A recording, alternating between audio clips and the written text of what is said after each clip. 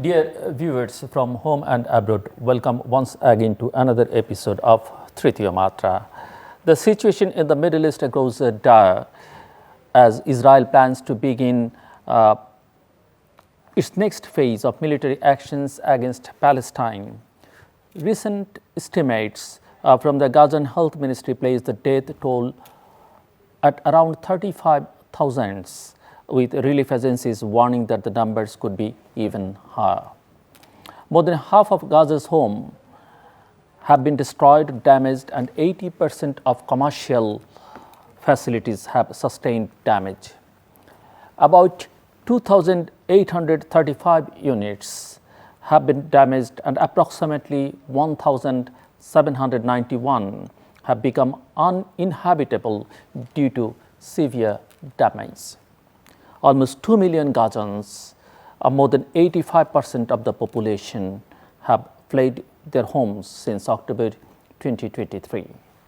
The conflict has also sparked increased regional tension across the Middle East, with Hezbollah fighters in Lebanon engaging in cross-border skirmishes with the IDF, Yemen's Houthi rebels shooting missiles at Israel, and commercial ships in the Red Sea, and other Iran-backed troops launching attacks on U.S. military positions in Iraq and Syria.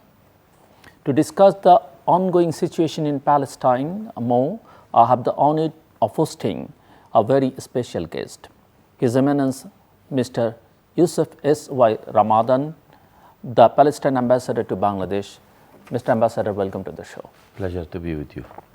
The Palestine Liberation Organization, or PLO, is officially recognized as the representative of the Palestine people in the UN. It would seem that in this current conflict, Israel is focused mostly on destroying Hamas. There has always been tension between Hamas and PLO for many historical reasons. However, what is the current official stance of the PLO regarding this Israeli offensive in Gaza?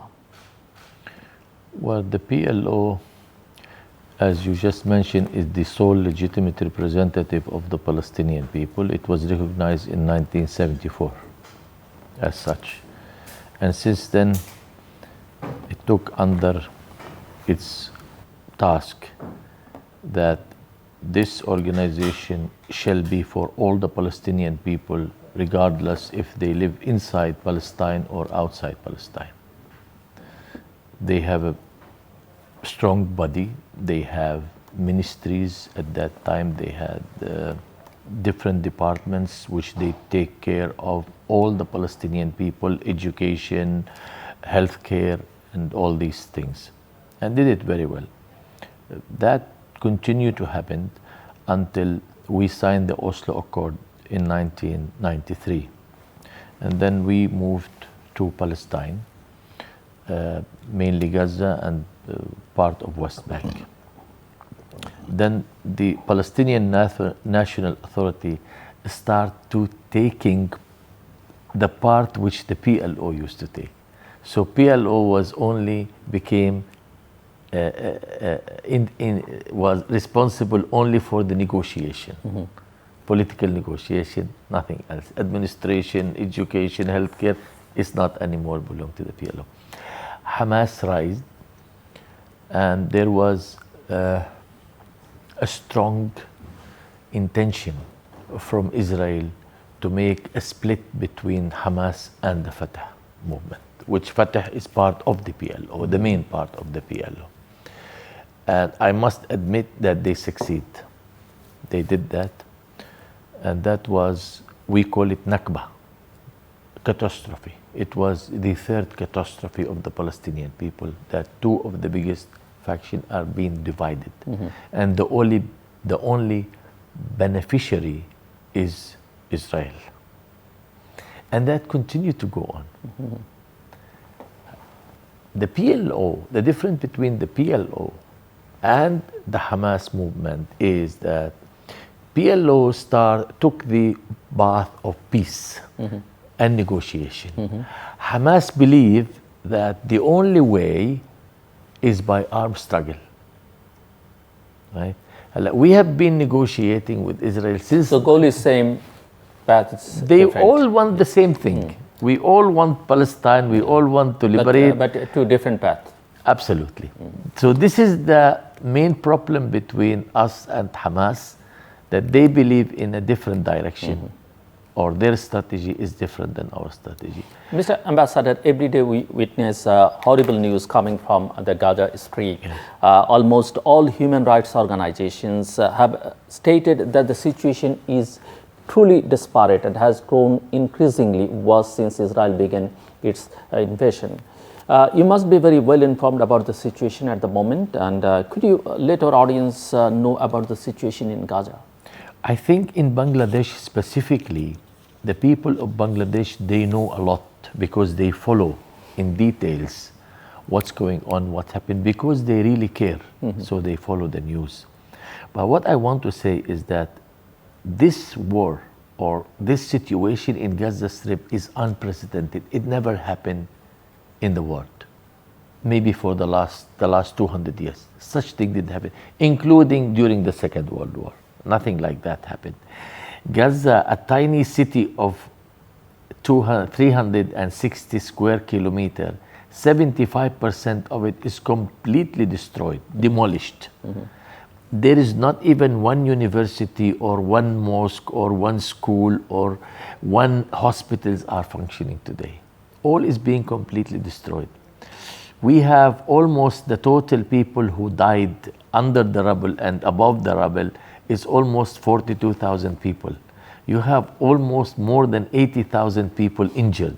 And that is happening to a people who their population are 2.2 million people inside Gaza Strip. That's a huge number. It's a very big number. Indeed. Plus, the worst of it is that 71% of those casualties are women and children. Women and children. With taking under account that Israel has the most sophisticated weapon in the world, so before they throw the bomb, they know how many people and what kind of people going to die. So they know there will be children and there will be women casualties. And yet they continue to do it. The other thing that the American also knows this, and they continue to support Israel financially, military, diplomatically.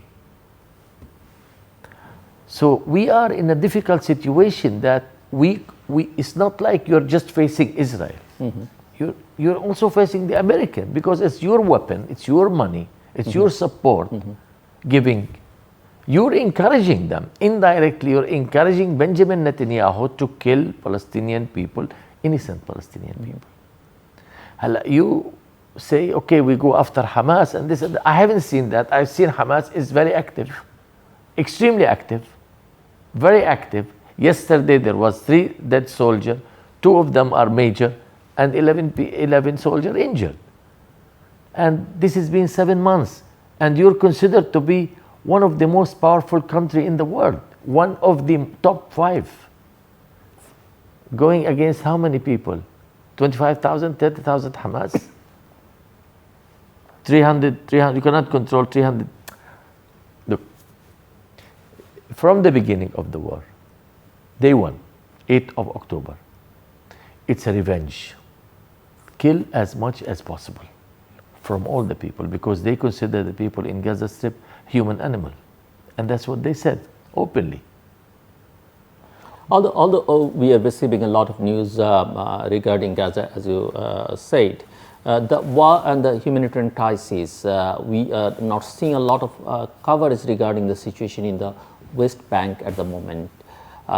What has been the effect of this war on the West Bank, and has the settler issue become much worse because of this? The issue is from Israel is, I think, to us is very clear. It's always the problem between us and the Israeli, it's related to geography and demography. That's from the beginning.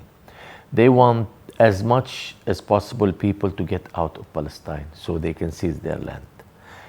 And that was their intention in Gaza Strip, to put so much pressure on the people They don't give them food, they don't give them medicine, they destroy their life, they destroy their home, they destroy their hospitals, schools, everything.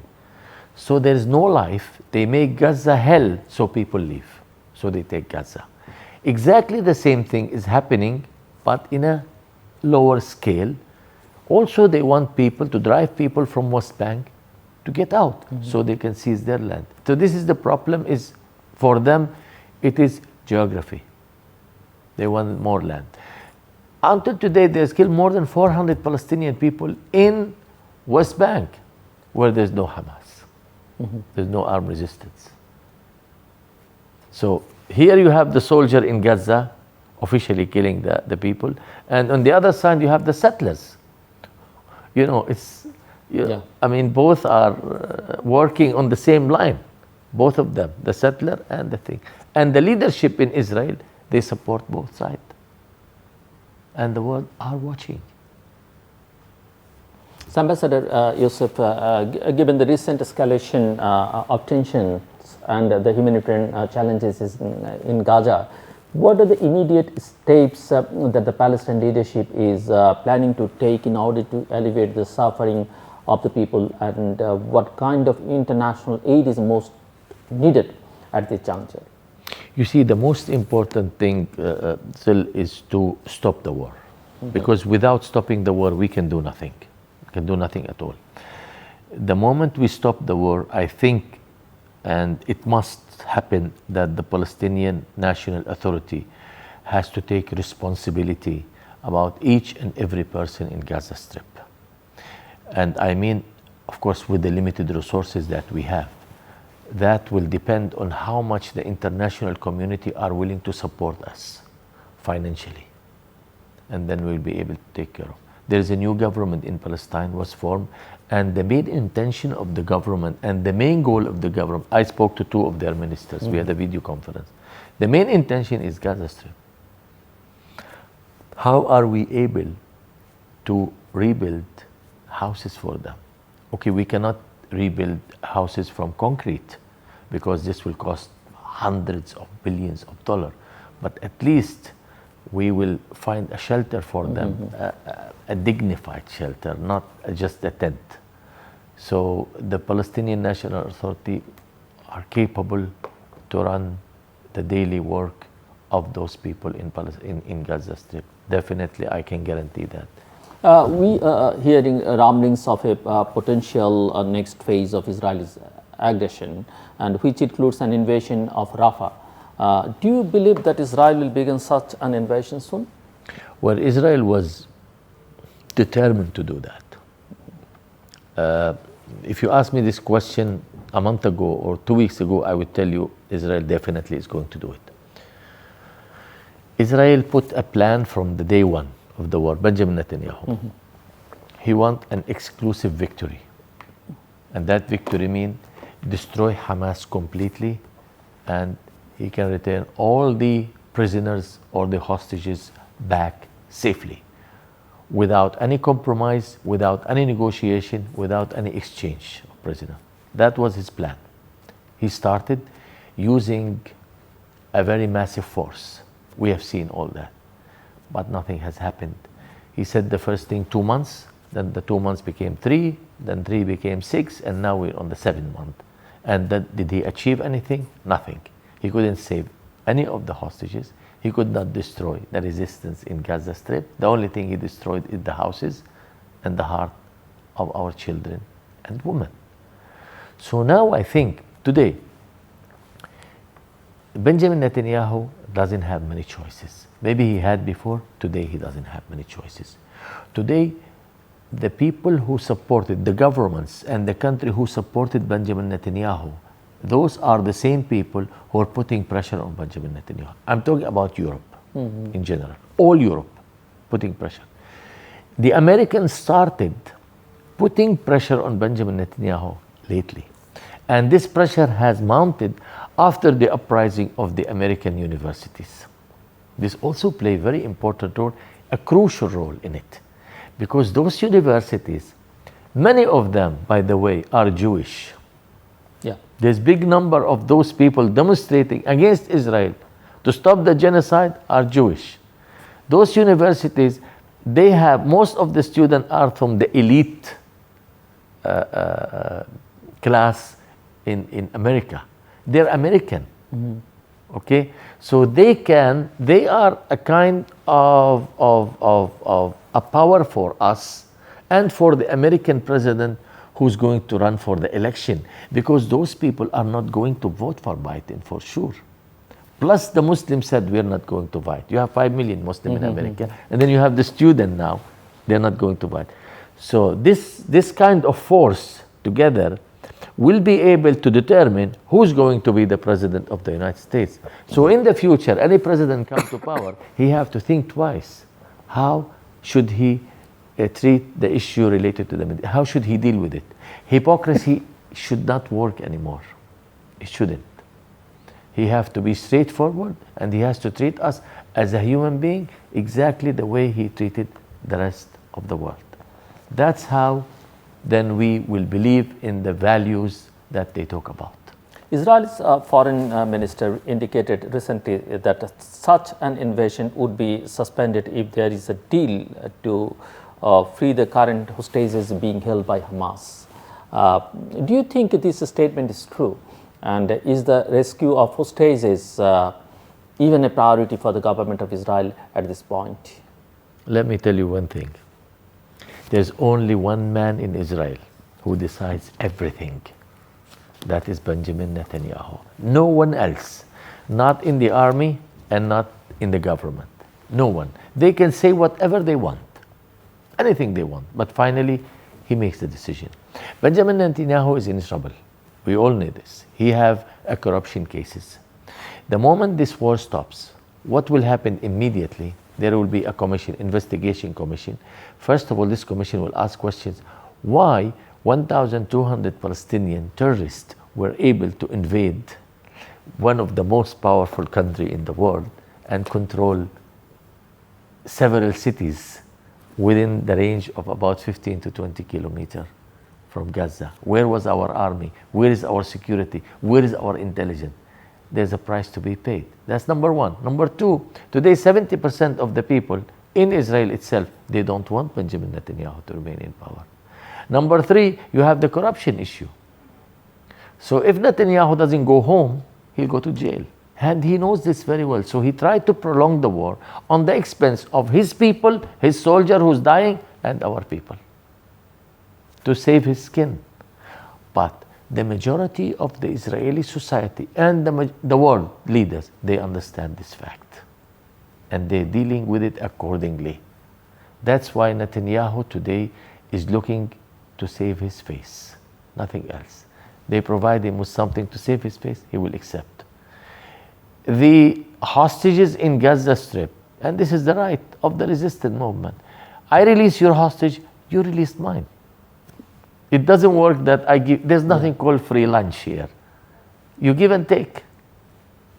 Ambassador Ramadan, Israel has repeatedly stated that their war is against Hamas and their goal is the elimination of Hamas. And yet the majority of the victims of this war have been civilians, women and children. What are your thoughts regarding this stated goal of Israel? And what do you think they mean when they say they want to destroy Hamas? Look, this is exactly what I just mentioned before, that the main intention of Israel is not really destroy Hamas. The main intention is to vacuum Gaza completely from its citizens. They don't want anyone in Gaza Strip. They want the people to leave to Egypt, become a refugee in Egypt, so they control Gaza Strip and they take and they annex it just like they did for Golan Heights. Exactly. That's what they want. That's why, because there is no justification whatsoever that you kill over 42,000, 71% of them women and children, under the pretext is I am trying to destroy 25,000 militiamen from Hamas. It doesn't work. Nobody will believe you because everybody has seen you haven't done anything. The only thing you have done is you killed man and you killed women and you killed children. Where is those people that you killed from Hamas? Where? How many? So this is not true. So his intention is not that. And by the way, believe me, he doesn't care about the hostages. Not even a bit. Because if he cared about those hostages, he would have sit and negotiated a ceasefire and a deal with Hamas. We have 7,000, and now we have more than 10,000 prisoners in the Israeli jail. And big part of them are women and children. But nobody talks about our children in their jail. They talk about their children. One thing for certain is that the immense loss of life and damage to infrastructure will have a tremendous blow to Palestine's economy going forward. From your perspective, how severe has the economic damage to Palestine been due to this war? And how long do you think it will take for Palestine to recover if the war comes to an end? Look, the problem in Palestine is we do not control our resources. That is very important issue. We have big resources, lots of things. We have gas in the close to Gaza Strip, only 7 kilometer or 8 kilometer inside we have, but we are not allowed to touch that. Okay, so our resources, main resources, is very limited. We have resources, taxes from the people, in which Israel collect every year, and they pay to us and they charge us 3 to 5% service charge. Most of the time they don't pay us. They don't. Like for the last 7-8 months, not even one single dollar we receive from them. That's why a person like me, an employee, I get 50% of my salary. It doesn't matter. That's not important. What's important is, without the international community helping us financially, we will not be able to do much. Cannot. Because as we don't have control over resources. Our resources, our own mineral resources, we have no control over it. It's controlled by Israel. That's why we seek the withdrawal of the Israeli troops from our territory. We don't need anybody's help. Just get out of our territory. Let us use our resources. We're flourishing economy. We're fine. We have a Palestinian people outside, 7 million people living all over the world. Half of those people, they have a lot of money. They are very successful, very, very successful. They're willing to come back and invest in their home. Then you don't need anyone. Give us a chance to survive. Give us a chance to develop. That's what we're asking for. Recently, we also saw a drastic escalation of tensions in the Middle East, starting with Israel bombing the Iran consulate in Damascus, and Iran's military responses with a direct attack on Israel, and Israel's immediate military retaliation against Iran. Do you think that there is now more potential than ever for an all-out war in the Middle East? Or do you think the effects of these attacks, especially the direct attacks between Iran and Israel, have been mainly for show, considering the very limited damage caused? Everybody wrote about this issue and have a say about it. Everybody. People who, the people who write columns, media people, journalists, politicians, everybody. Everybody said it from his point of view. Right. But my point of view about this issue, that I look at it as a magnificent point. Why?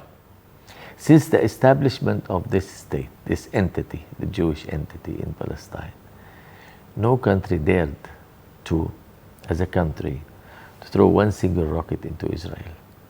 This is the first time. This is important. And look at it from the other point of view. Iran was attacked. Iran retaliated.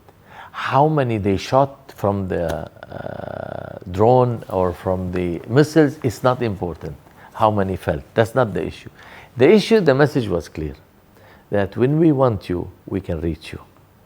That was the message I think the Iranian want to send to the Israeli. And they have sent the message very clearly, because no one dare to touch this big bear, Israel, right? No one. But Iran showed something else. agreed upon before, not agreed, that's not our issue because we have no proof. What we have, the only proof we have, what we have seen, that Iranian retaliate, and this is magnificent, I think. What your thoughts regarding the stance of the Arab League and 𝗦•on the invasion of Gaza? And do you think the reports are as visible as they should be? Unfortunately, I even don't like to talk about it because sometimes I feel shy or ashamed to talk about it. We are 57 Muslim countries. We call ourselves Muslim country, 57. Our population is 1.9 billion. Muslim in the world, right? We are faced with a country or with an entity which has 6.6 million people in it. Jews, 6.6. Compare with 20, controlling around 20,000 or 22,000 square kilometers. A drop in an ocean.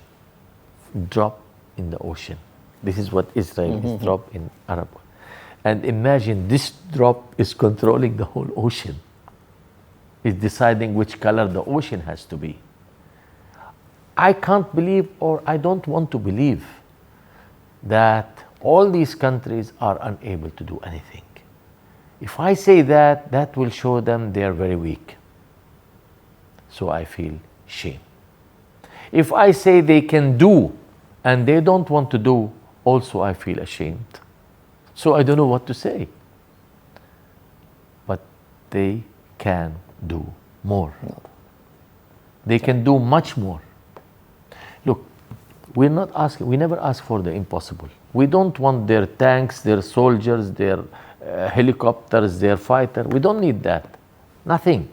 We just need them. If they can take one decision only, tell the American in one voice, if you are not going to put pressure on Israel to stop the killing of the Palestinian people, we are willing to take certain measures. Just to say it. They don't have to mention what measures, just to say it, but in one voice. But they didn't. Ambassador, what your thoughts on the international response to this war, especially in the UN? And the UN Security Council eventually came together to call for a ceasefire. There also seem to be ongoing investigations to confirm war crimes and acts of genocide being committed by Israel. Do you think the international community and the UN have had a sufficient role in trying to end this war? Or do you think they need to do better, especially to pressure Israel to end the war? I think they are at stake here. They are. The international community, the ICJ and the International Criminal Court, all three of them are at stake. The people are monitoring them. What are they going to do? If they did nothing, then there is no need for them. We don't use them anymore. They spend a lot of money. And where does the money come from? The taxpayer, right? From the money we pay for the UN. What is the use of an international criminal court or the court of justice if they don't bring justice to the people? There's no use. So it is there, they are at stake. I heard the good news, which I hope, well, I heard from the Israeli media, that they are planning the International Criminal Court to issue an arrest warrant against Benjamin Netanyahu and 3 or 4 top generals in the army. I hope it will happen. But then I heard the same news also saying that Americans are putting pressure on the International Criminal Court not to do that. So this is very unfortunate, very, very unfortunate. And Israel seems to be preemptively moving to handle a potential arrest warrant against the Israeli PM issued by the International Criminal Court.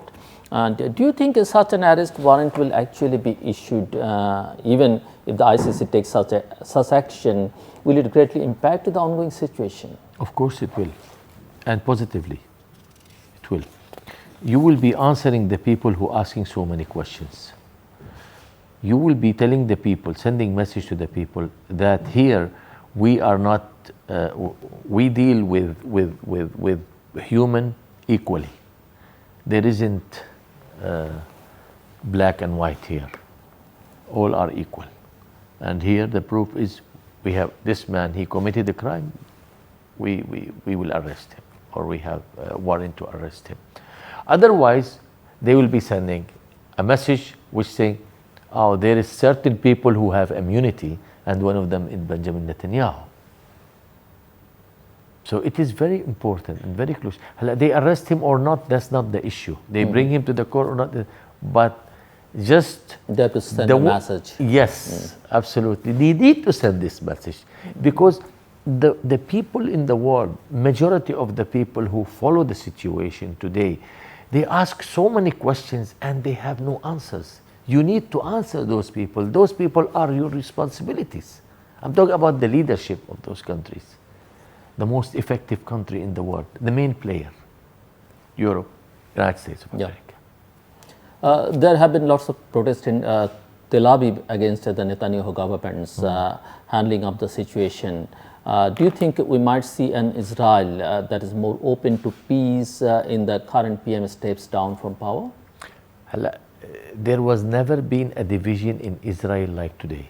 It's a big division, that's true.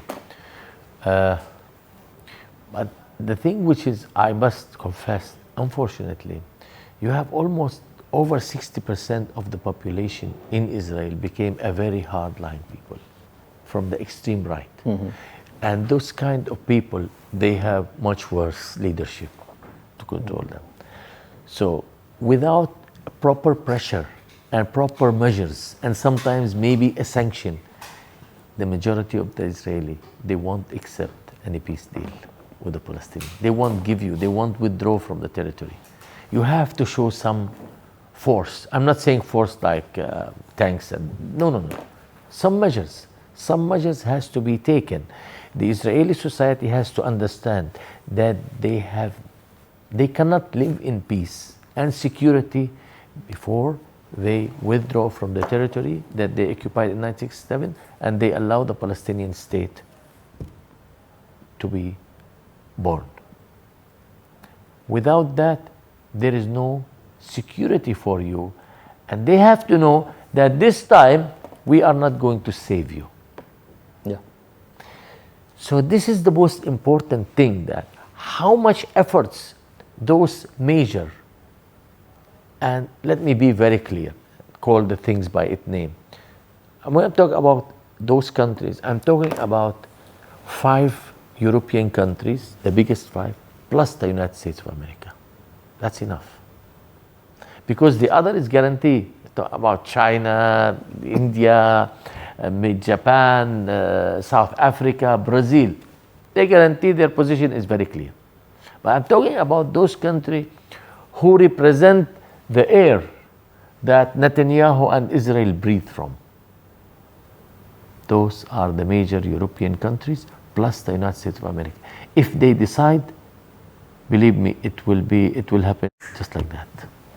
Ambassador, the official recognition of Palestine's statehood in the UN has been a sticking point for a very long time. As of April, 140 of the 193 United Nations member states have recognized the state of Palestine. However, the US keeps vetoing the Security Council and denying Palestine full membership.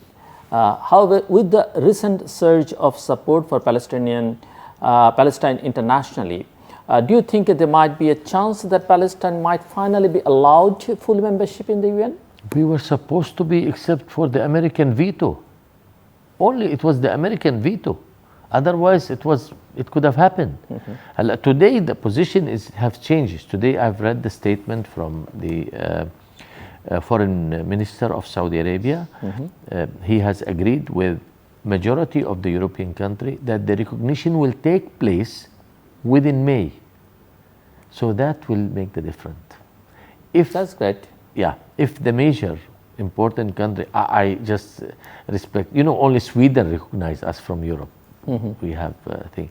And Spain said that they're willing to do that. Norway are willing to do that. The French will be doing that. And it will follow one by one. This will put the American in more difficult position to veto. any more resolution. Yeah. U.S. Secretary of State Anthony Blinken is stated to be flying to Saudi Arabia in order to begin negotiating a ceasefire and also to try and prevent Israel from invading Rafah. Do you think the U.S. will be successful in this endeavor? Look, Israel, I'm going to be very frank. This issue, it's not that the Americans have the power not to order, but they have the power to hold the red card in front of, they're the referee who can hold the red card in front of the player. So it depends how you approach the Israeli. If you're going to just request them, it doesn't work because you have done that for a long time. You have to show them the red card, that this is the situation, the whole world is against you, you are isolating yourself. Israel has isolated itself completely. So America has two choices. Either it will take the position with Israel and become also isolated in this issue, or it will be with the majority of the world community, with the international community. So America has to decide. America at stake here also. America has to convince Israel one way or another to stop the war, to stop the killing, and to forget about the issue of Rafah, because Rafah will be a disaster. You have 1.3 million people in Rafah. Rafah is 63 kilometers. If you divide this with that, 20,000, almost 20,000 people will be in 1 kilometer. Majority of them are children and women. How are you going to protect them? Where is Hamas there? Can you see? Have you seen them in the camera? I mean, where are they? Nobody knows where they are. How are you going to find them? You have to kill the people in order. It doesn't work. The Abraham Accords under President Trump were very negatively received among the Arab people and perhaps might have been a catalyst for this current conflict. What do you think of the overall approach the U.S. has taken regarding this conflict so far? You have mentioned these things several times earlier.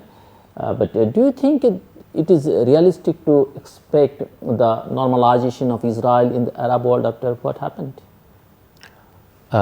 Look, our hope was that no Arab country would recognize Israel before Israel recognized the state of Palestine. And that was an initiative, it was a Saudi initiative actually, and then it was adopted in 2002 in the summit in Beirut, Arab Summit.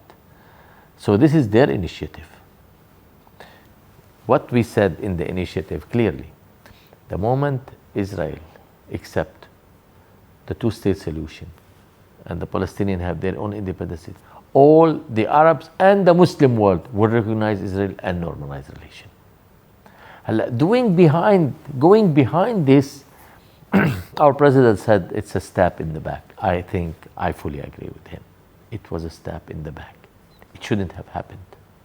And the Abraham Accord, I think it's dead before it was born.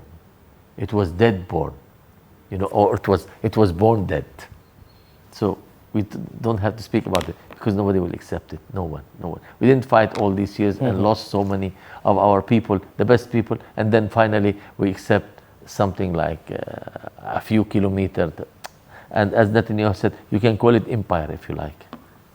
We have also recently seen a surge of pro-Palestine student protest in the U.S. It would seem that there is a large portion of the U.S. Population that opposes Israel's actions and is asking for the U.S. to withdraw support. Meanwhile, the Biden presidency has been quite critical of Israel, especially due to attacks against aid workers.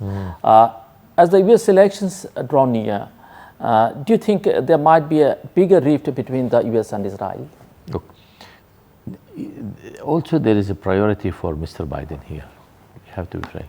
His election. He wants to run for another 4 years. And now he's confident after the uprising of the thing, he believed that if he continue the same policy, he will not have a chance. He will not have a chance at all. So he need to change. He need to do something dramatically to change the opinion of the people who are not going to vote for him.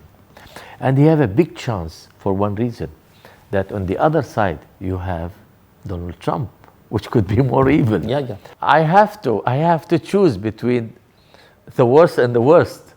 So make this worse to be good. So I'll choose the good. So Biden have a chance, have it today, to change the opinion, to make Israel to stop the war, to stop the killing, to stop the genocide, and he'll be a hero. I think he'll have a big chance to remain in the White House. Otherwise, I don't think he'll have a chance. Mr. Ambassador, being one of the first nations to recognize Palestine as a state, Bangladesh has been a long supporter of Palestine and has always called for an end to the occupation of Palestine's territories by Israel. And Bangladesh also does not keep diplomatic relations with Israel due to their actions against Palestine. Is there anything more Bangladesh can do to support Palestine in the critical time? Everybody asks this question, and I would always have the same answer because I'm convinced, 100%. I've served in many countries in the world, including Arab country and other country. I said that before. Everybody says today, I support Palestinian people. I stand with Palestine. I'll do everything for Palestine. You'll hear these stories from everybody. But sometimes those people who say, when action needed, he's not there. But for Bangladeshi, it's totally the opposite. We have seen a support from this country, from the person who drives the rickshaw, who cycled the rickshaw, for the intellectual, the government, and the top leader, the Prime Minister Sheikh Hasina. Complete and full support to Palestine. And they mean it. Let me give you a small example, if I may. I told you I wanted to get some girls out. I met 9 universities. I thought I have to meet 50 universities in order to get that big number. 9 universities, and I have more number than I need with full scholarship. And they were happy. They were very happy that I am giving them the chance to accommodate a Palestinian student in their university. Where will I find this? I won't find it anywhere in the world. So I must be grateful and thankful to the people. How many students are you planning to bring? I have more than 300 seats now. I only need 200 or 250. I have over 300 scholarship. And if I meet more and more, I'll get more. So can you imagine? This is unimaginable thing, really. And even I informed my government, they were very, very happy. They didn't even believe it. They couldn't believe it. This is amazing. How can we, the Palestinian people, forget? We established something from the beginning of the war, that we wanted to build an orphanage house in Gaza Strip in the name of Bangladeshi orphanage house, because we have 18,000 orphans in Gaza Strip. 18,000. Most of them, they lost both parents. So they have no one. 18,000. So we thought. And when the people heard this, we have a committee for donation. They donate a lot of money for that reason. This is amazing things. And we have a government, they agreed, our government, to give us a piece of land free of charge. And inshallah, as soon as the war stops, we will start and we will raise the flag of Bangladesh over this orphanage house. Good. Unfortunately, peace in the Middle East seems to be an idea that keeps escaping us. The region's history seems to be one of eternal conflict. Sometimes there is hope that things might change. But now that such tragedy has happened, do you think peace can ever be restored? Look, there is no other choice but that. It has to be. If it's not today, but history tomorrow. Is too long, and it has been too long. That's true. Absolutely, it's too long. If you look at it, why it's been too long? This is a long story. It will need hours to explain it. The creation of Israel itself in the heart of the Arab world had a meaning. And that meaning was to protect the interest of the Western world in a countries which have the majority of oil and gas. That was the main intention of the Israel was supposed to be created in Argentina, and there was another idea. It was supposed to be created in Uganda. There was many choices, but then when oil emerged, the beginning of this last century, said, this is the right place, and they planted this entity, and they succeeded to make the Arabs divided. And then after them, the Muslim divided. So uprooting this entity will make the Arab united, make them strong. But they don't want them to be strong. They don't want them to be powerful. They don't want them to decide who to sell and who not to sell their oil and gas. As long as Israel exists, the Western and the United States of America will decide to whom we sell and to whom we don't sell oil and gas. So what is the final solution? The final, in a nutshell. Look, the Americans have the right to think the way they like. That's their interest. And I respect that. The European, the same thing. Okay. But on the other hand, what are we going to do about it? We also have to think of our best interest. And then we will be a very respected nation. When we only think about our interest first, about our national dignity, about our resources, about how we're going to develop, how we're going to be strong, how we're going to be prosper, how we're going to provide our people and our nation with, how do we respect the human rights in our country? How do we respect the human nature?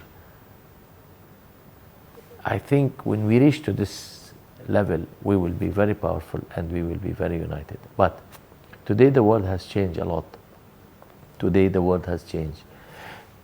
The world are shifting. The masses are shifting, are moving. You have a social media. Everybody knows everything today. You cannot hide, you cannot lie. You lie today, the second day or after seconds, people will discover. Before it was different. Today everything is clear in front of the camera. So I think today we are very close to establish peace in the Middle East. On which base it will be established, but it must be established. Did you miss anything? Would you like to add anything? No, I think, of course, if I wanted to go into details, I need a lot of time. But I think, again, I wanted to say for Bangladesh, thank you. And for Channel I, thank you very much also. Thank you, Ambassador, for your thoughts. But this is truly a trying time for Palestine. But the people of Bangladesh stand beside you as always. Dear viewers, that is all the time we have today. Thank you for tuning in. Wherever you are, take care and stay safe.